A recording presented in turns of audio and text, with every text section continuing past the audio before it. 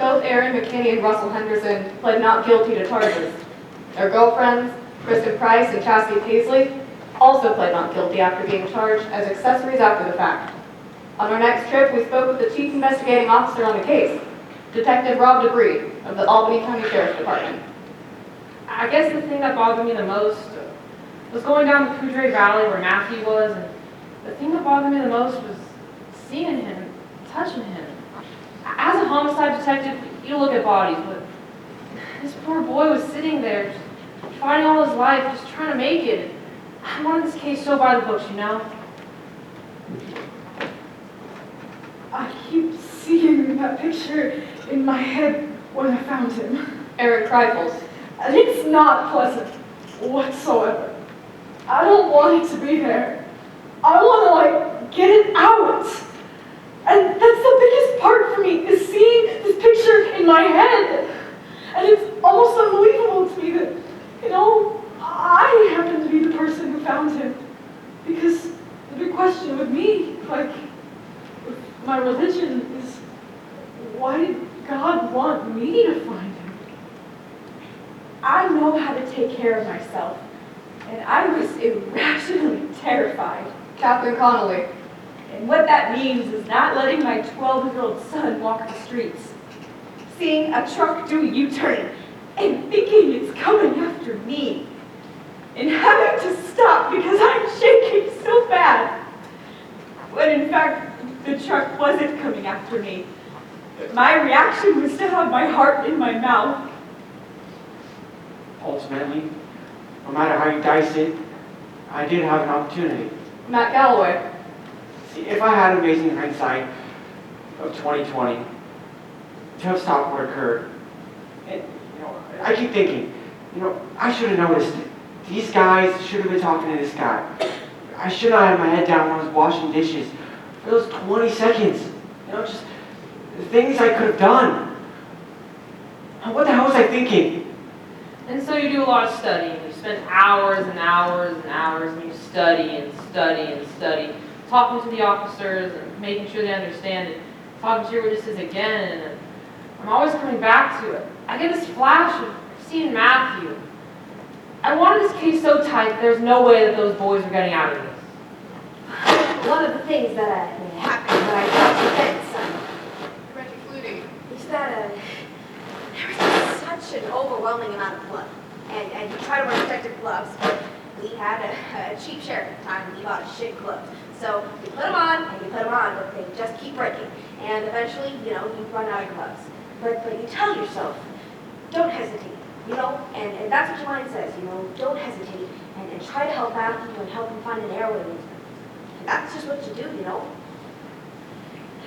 The thing that I wasn't telling you before is that Reggie's my daughter. Marge Murray.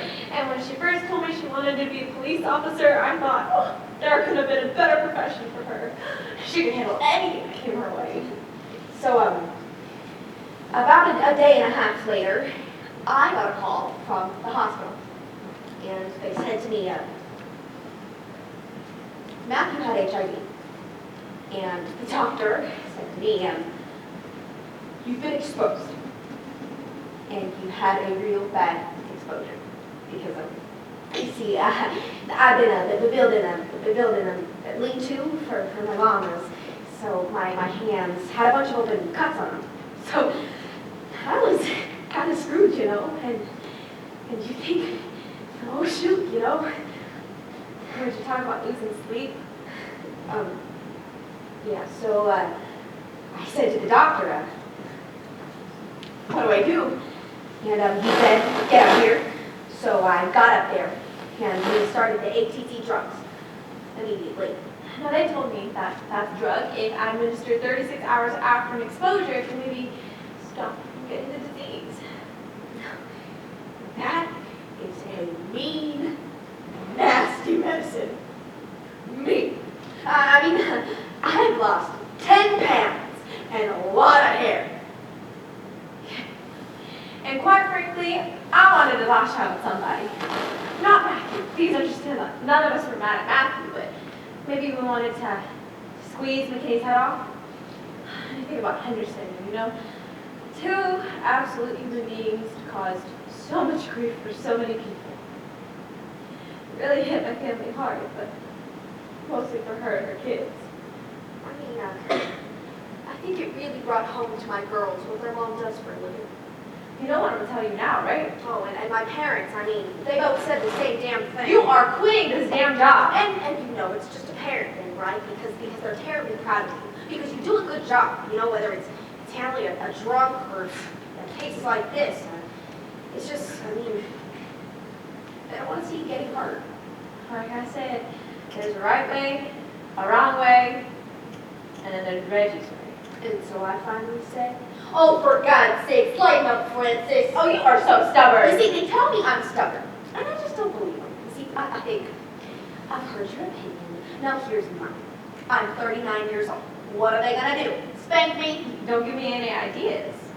It would be funny. But what can you say? I just hope she doesn't go before me. I just couldn't handle that. University President Philip Dubois. Well, this was a young person who read my statement on the Denver Post and emailed me directly and said, "You and the straight people of Laramie and Wyoming are guilty of the beating of Matthew Shepard, just as the Germans who looked the other way are guilty of the deaths of the Jews, the gypsies, and the homosexuals. You have taught your straight children to hate their gay and lesbian brothers and sisters. Unless and until you acknowledge that Matt Shepard's beating was not just a random occurrence, not just the work of a couple random crazies, you have Matthew's blood on your hands." and I can't begin to tell you what that does to you. Like, you can't possibly know what I'm thinking. You can't possibly know what this has done to me and my family and my community.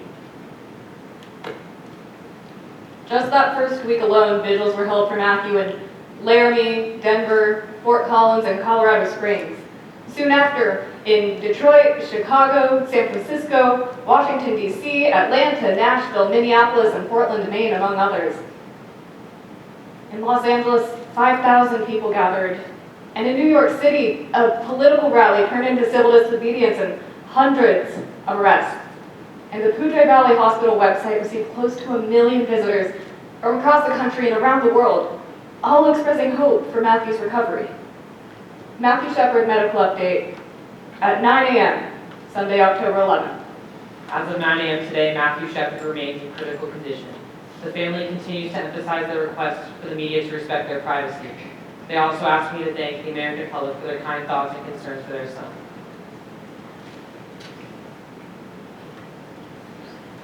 There are certain things when I sit down in church, Jedediah Schultz. and the Reverend will tell you flat out that he doesn't agree with homosexuality.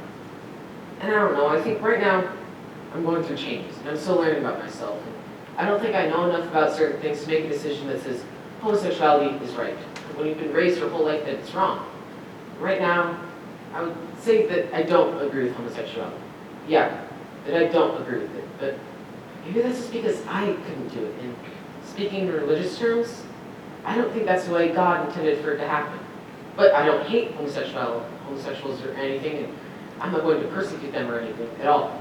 I'm not going to let that come in between me and the other person at all. Well, it's preached in school that being gay is okay. Yada, yada, yada. Conrad Miller. And if my kids asked me, well, I would set them down and I'd say, well, this is what gay people do, okay? This is what animals do. This is the life. This is the lifestyle. This is what they do. And this is why I believe it's wrong. There's more gay people around than what you think. Murdoch. Now, it doesn't bother anybody because most of them that are gay or lesbian, they know damn well who to talk to. You step out of line, you're asking for it. Some people are saying he made a passive thing. You don't pick up regular people. Now, I'm not excusing their actions, but it made me feel better because it was partially Matthew Shepard's fault and partially the guys who did it. You know, maybe it's 50-50. Yes, as a lesbian, I was more concerned for my safety. Zachy Salmon. I think we all were. And I think that's because somewhere inside we all know that this could happen to us anytime. I mean, I'd be afraid to walk down the street and display any sort of physical affection for my partner. You just don't do that here in Laramie. Well, there's this whole idea. You leave me alone and I leave you alone. Jonas Slonaker. And it's even in some of the Western literature, you know, live and let live. And that's such crap. I tell my friends that, and even my gay friends bring it up sometimes. I'm like, that is crap, you know? So basically, what that boils down to is, if I don't tell you I'm a fag, you won't beat the crap out of me. What's so great about that? That's a great philosophy. We went to the candlelight vigil, Zu Beta Ula. and it felt so good to be around other people who felt like shit. I mean, I kept feeling like I didn't deserve to feel this bad, you know? And someone got up there and he said, blah, blah, blah, and he said, I'm saying it wrong, but basically he said, come on, guys, let's show the world that Laramie is not this kind of town. But it is this kind of town. Because if it wasn't this kind of town, then why did this happen here? I mean, you know what I mean. I mean, that is a lie. Because it happened here. So how could this not be a town where this kind of thing happened? I mean, that's just like looking at an Escher painting and getting all totally confused. Like, it's just like circular logic. Like, how can you even say that? And we have to mourn this. We have to be sad